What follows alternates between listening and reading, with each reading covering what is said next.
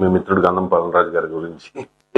పల్లంరాజు గారు ఈ పొజిషన్ లో ఉన్నానంటే ఆయన ఫస్ట్ గుండా చెప్పింది ఇటు లోకేష్ గారు కానీ పవన్ కళ్యాణ్ గారు కానీ చంద్రబాబు నాయుడు గారు కానీ నాయకత్వంలో పనిచేద్దాం, వాళ్ళు కష్టపడిన దానికి ప్రతిఫలం అందజేస్తారు, వాళ్ళ నాయకత్వంలో మనం పనిచేద్దామని ఆయన నాది రాజకీయంగా చెప్తున్నా.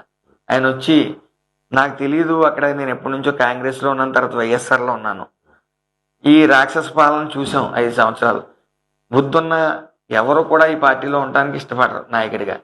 సో మీరు గైడ్ చేయండి, మీరు నన్ను ఆ పార్టీలో తీసుకెళ్ళి నాకు సీట్ ఇప్పించండి అని కోరటం జరిగింది. యాక్చువల్గా ఆయన ట్రై చేసుకున్న ఆయనకు కూడా సీట్ అవుతుంది, అది కరెక్ట్ కాదని చెప్పి ఆయన నువ్వే ఎదరుండు, నువ్వు సమర్థుడు, నీ నాయకత్వం మీద నాకు నమ్మకం ఉంది, ఎదరికెళ్ళని. ఆయన పడ్డ కష్టం ఏంటంటే ఎమ్మెల్యే సీట్ ఇచ్చిన వెంటనే ఆయన ఏం చేస్తున్నాడో కూడా తెలియదు, ఆయన కళ్ళంపడి నీళ్ళు పెట్టుకుని నన్ను కౌగిలించుకుని ఇంకా ఆయన ఆనందం ఏంటనేది ఆ రోజు చూశాను. మళ్ళీ అలాగే మంత్రి ఇచ్చినప్పుడు కూడా ఆయన ఇంకా అసలు రోడ్డు మీదకి వచ్చి ఆయన నన్ను కౌగిలించుకుని తిరిగని, బహుశా సొంత అన్నయ్య ఉన్నా కూడా ఇలా ఎంత ప్రేమ చూపించరేమో.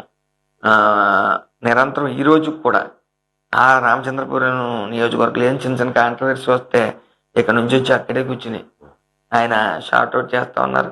నేను ఈ పరిస్థితిలో ఉన్నానంటే ముఖ్యమైన వ్యక్తుల్లో పల్లంరాజు గారు first place. Right, thank you so much అండి సుభాష్ గారు.